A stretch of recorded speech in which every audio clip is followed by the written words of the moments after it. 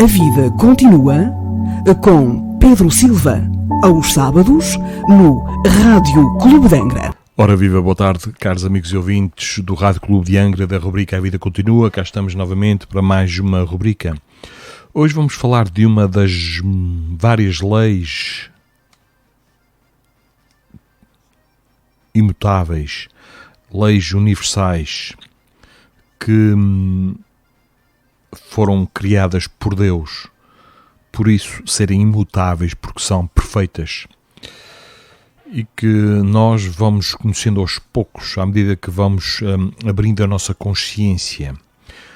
Vamos falar então nesta lei que conhecemos por lei de causa e efeito. Resumindo, e depois já vamos aprofundar, é mais ou menos assim: todos nós somos livres de semear pensamentos, palavras, comportamentos, mas dessa sementeira seremos obrigados a colhê-la. Bom, do livro dos Espíritos, no seu capítulo 2, item 964, diz o seguinte: todas as nossas ações são submetidas às leis de Deus. Não há nenhuma delas, por mais insignificante que nos pareçam, que não possa ser uma violação dessas leis. Se sofremos as consequências dessa violação, não nos devemos queixar senão de nós mesmos, que nos fazemos assim os artífices da nossa felicidade ou da nossa infelicidade futura. Bom, a lei de causa e efeito, caros amigos, pode ser compreendida como sendo a conta do destino criada por nós mesmos, englobando os créditos e os débitos que, em particular, nos digam respeito. É, digamos, o sistema de contabilidade do governo da vida, tal como referido pelo espírito André Luiz numa psicografia através do médium Francisco Canto Xavier. Por esta razão, ao reencarnarmos, tudo se articula numa matriz de laços terrenos e espirituais entre os quais se joga a lei moral de causa e efeito.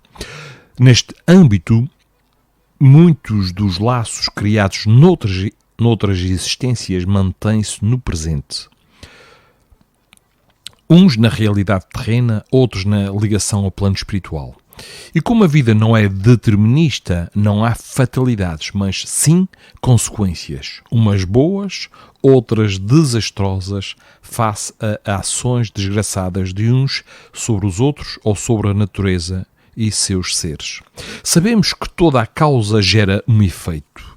Para aprendermos a mitigar esses efeitos, temos de modificar o nosso comportamento íntimo, por exemplo, pela reflexão profunda, pela vigilância do pensamento e das tendências, de baixo teor, de baixo valor ético-moral, pelo treino do desapego, da paciência e da importância da libertação dos desejos centrados na satisfação apenas do ego.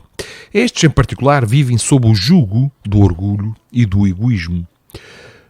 Uma ajuda fundamental, caros amigos, a este processo de mudança íntima é a compreensão da mensagem de Jesus, cujos ensinamentos sobre como viver a vida terrena e espiritual nos servem de coordenadas.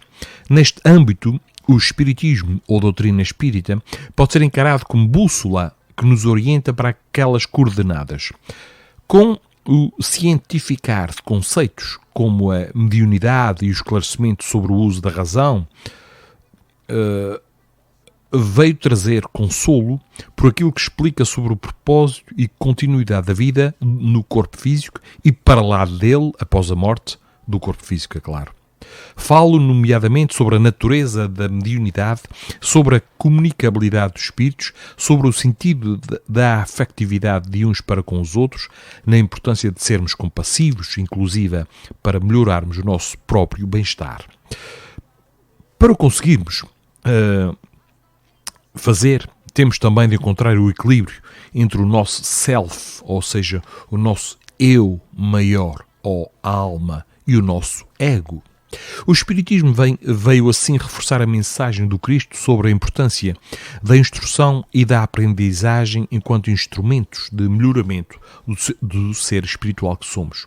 Por tudo isto, é correto dizer-se que o futuro está nas nossas mãos, não nas mãos de Deus, pois Ele já nos deu a oportunidade de reencarnarmos e de encontrar, pelas suas leis, a justiça face aos nossos atos e, perante estes, a forma de vivermos as oportunidades que podem ajudar a nos melhorarmos.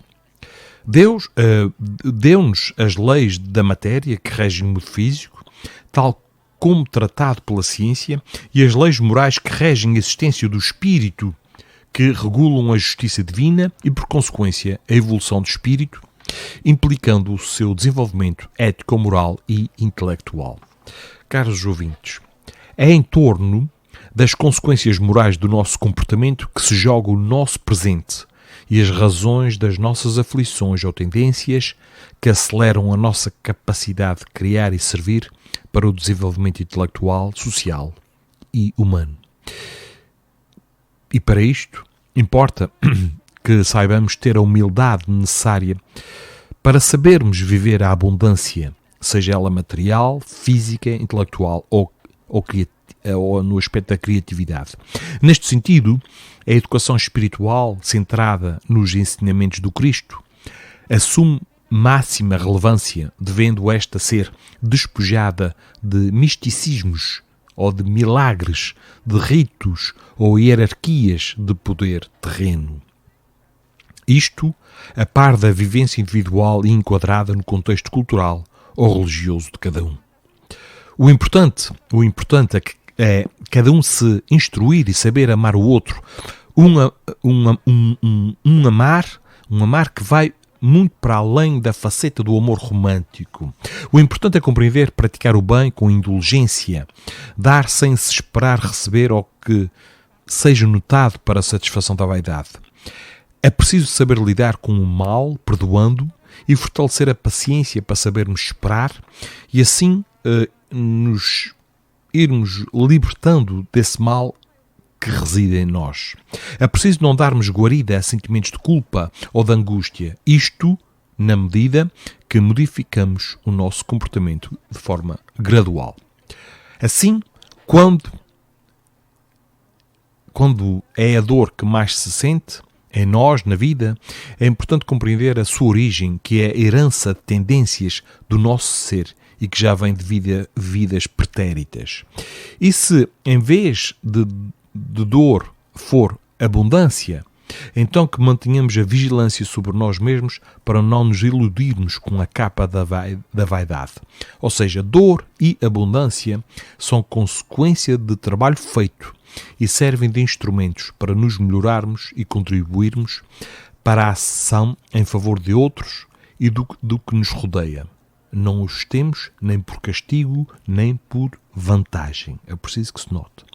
E se é a dor que se faz sentir, então, e sabendo-se que a origem está em nós, não para lá de nós, há que parar, refletir, interpretar o comportamento que ainda estará latente em nós e que devemos alterar.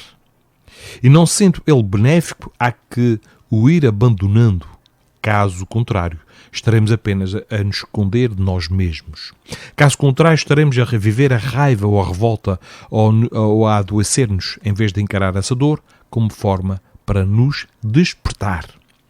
E com isto, importa manter no nosso pensamento que se sentimos certa dor, nomeadamente moral, é porque já a fizemos sentir a outros, causa e efeito.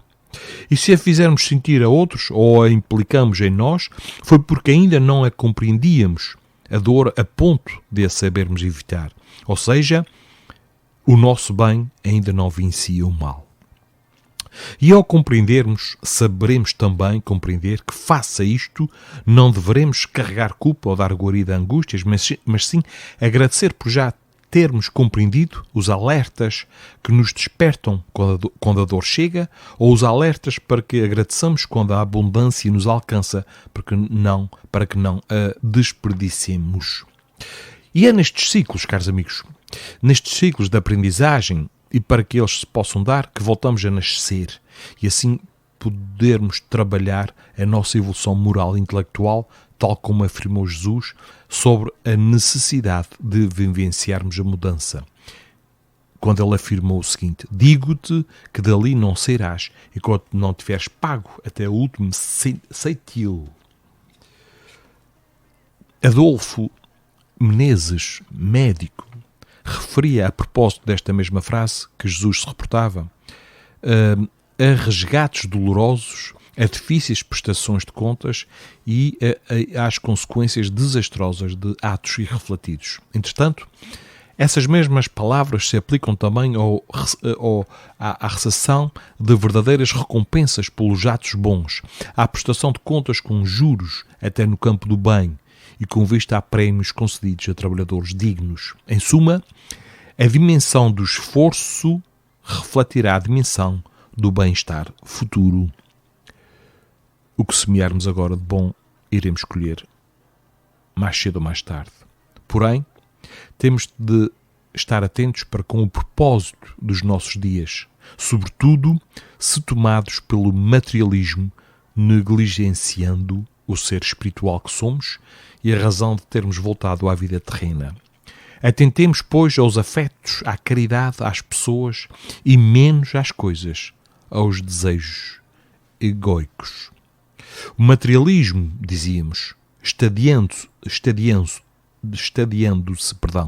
como jamais o fizera em época nenhuma, apresentando-se como regulador supremo dos destinos morais da humanidade, teve por efeito aterrorizar as massas pelas consequências inevitáveis das suas doutrinas com relação à ordem social. Falamos aqui do materialismo. Por isso mesmo, provocou esta mesma doutrina, que é o materialismo, em favor das ideias espiritualistas, enérgica reação que lhe há de provar quão longe ele está de possuir simpatias tão gerais quanto supõe e que singularmente se ilude se esperar impor um dia as suas leis ao mundo.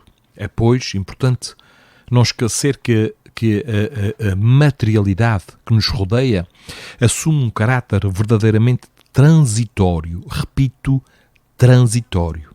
E ainda que a reencarnação interligue as dimensões corpórea e espiritual, é a segunda, ou seja, a espiritual, a que justifica a primeira e não o contrário. O princípio inteligente independe da matéria. A alma individual pré-existe e sobrevive ao corpo. O ponto de partida ou de origem é o mesmo para todas as almas, sem exceção. Todas são criadas simples e ignorantes e sujeitas a progresso indefinido. Nada de criaturas privilegiadas e mais favorecidas do que outras. As almas ou espíritos progridem mais ou menos rapidamente mediante o uso do seu livre-arbítrio, da sua livre escolha, quer pelo trabalho e pela boa vontade. Em suma, não há castigo nem vantagens de uns em relação a outros, mas sim o cumprimento de leis morais, visando-se o aprimoramento do espírito no decurso de diversas reencarnações, tantas quantas o indivíduo precise para que aprenda a viver com o bem e deixe de fazer o mal. Para isto é preciso sabedoria, pelo que há que cultivar. O mérito, caros amigos, o mérito está no esforço depositado neste processo. Ninguém chega lá de uma só vez. Ninguém deve sentir culpa por ainda não estar como gostaria. Deus é clemente, soberanamente justo e bom, cheio de mansidão e misericórdia, pelo que sempre nos aguarda, dando-nos novas oportunidades. Porém, Deus também traz expectativas quanto ao arrependimento que assinala a nossa tomada de consciência face ao erro. Deus dá a cada um segundo as suas obras, tal como ensinou Jesus. E sendo esta uma lei natural, não a podemos evitar. É como a lei da gravidade. Sempre que largamos um objeto da mão, ele cai. Todas as causas produzem um efeito que se manifestam no bem ou na dor, mas sempre com o propósito de despertar, nunca com o propósito de castigar. Compreender isto permite aceitar, raciocinando, o porquê daquilo que nos acontece. Permite ainda compreender que há uma causa para todo o efeito e que ninguém vive para ser desgraçado ou digamos, avantajado no sentido das posses, mas sim para cumprir a parte que lhe permite evoluir e contribuir para o todo a partir da parte com a qual interage. Caros amigos e ouvintes da rubrica A Vida Continua, se só agora sintonizou o Rádio Clube de Angra, estamos a falar de uma das leis imutáveis, universais, que é a lei de causa e efeito. As leis de Deus permitem a cada um segundo as suas obras. Ninguém está excluído ou previamente selecionado. Assim, saber confiar e esperar nos desígnios da vida enquanto trabalhamos é fundamental. É fundamental. E a propósito do perdoar, para avançarmos, de destacar alguns trabalhos da ciência, nomeadamente das neurociências, que explicam como o treino da atenção plena que conduz à dita iluminação pode ensinar o exercício do perdão. É a ciência a fazer o seu trabalho, explicando os efeitos e os processos no corpo físico e que emanam da realidade, do comportamento moral, do espírito a que se referia Jesus. Caros amigos e ouvintes, esta é uma lei que devemos ter cada vez mais em conta, que devemos estar cada vez mais conscientes, pois nada nos acontece por acaso. Somos nós que, ainda desconhecendo o teor desta lei moral, que é a lei de causa e efeito, sofremos, porque não nos apercebemos que o sofrimento é resultado das nossas próprias escolhas, das nossas próprias decisões que fazemos a cada dia. E também tem a ver com o tipo de pensamentos que nós emitimos. Todo o pensamento vai gerar uma consequência. Que tenhamos isso cada vez mais em mente. Todos nós somos os construtores do nosso próprio destino. Nós podemos contornar as leis dos homens, mas as leis de Deus, imutáveis, nós nunca as conseguiremos fazer. Temos que aprender a nos equilibrar, a nos harmonizar, a caminhar junto delas para sermos cada vez mais felizes. Por isso, fiquem então para esta semana com esta questão da lei de causa e efeito. Pesquisem sobre esta lei, estudem, meditem sobre isto. Somos nós que, com as nossas escolhas, atraímos para nós consequências. E o termo consequência não é forçosamente um termo com uma conotação pejorativa. Tudo o que fazemos acarreta uma consequência, seja ela boa ou má. Existe sempre consequências. E não esqueçamos que somos aqueles que semeiam. Então, semeemos cada vez melhores sementes para colhermos cada vez mais melhores frutos. Bom, para terminar, vou-vos deixar aqui com uma pequena mensagem do livrinho Vida Feliz, por Joana de Ângeles, que diz assim: cuida-te para que o pessimismo e a revolta não se agasalhem nos teus sentimentos, anestesiando ou exacerbando os teus nervos. Reconsidera atitudes e ocorrências desagradáveis, revestindo-te de bom ânimo e prosseguindo imperturbável. O teu estado de espírito muito contribui para o resultado das tuas aspirações e dos teus atos.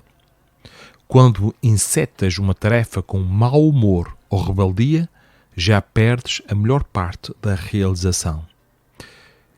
Em todos os teus empreendimentos, coloca o sol da esperança com o calor do otimismo e o êxito te será inevitável. E pronto, caros amigos e ouvintes, cá ficamos então por aqui, com esta questão da lei de causa e efeito. No próximo sábado iremos falar de outra temática que pensemos cada vez mais nisto. Então, nos tempos conturbados pelos quais estamos a passar, pensemos mais nisto e naquele conselho de Jesus do vigiai e orai. Vigiai a nossa casa mental, os nossos pensamentos, para orarmos, para comunicarmos melhor, para interagirmos melhor connosco e com os outros. Não se esqueçam que o pensamento tem um poder incrível e que todos nós o possuímos. Logo que façamos cada vez mais uma melhor gestão da nossa casa mental para o nosso próprio bem e todos aqueles com quem convivemos. Desejo a todos uma excelente semana de descanso, de trabalho, de convívio, de amizade, de perdão. De perdão, que faz muita falta ao mundo. Pedir perdão e perdoar é um ato que requer coragem e que liberta quando executado. Não se esqueçam, caros amigos, de darem o primeiro passo em direção à vossa própria felicidade, que sabemos que se irá refletir naqueles que connosco convivem. E então, marcamos encontro para o próximo sábado e fiquem aqui com um abraço apertado do Pedro Silva. A vida continua com Pedro Silva, aos sábados, no Rádio Clube de Angra.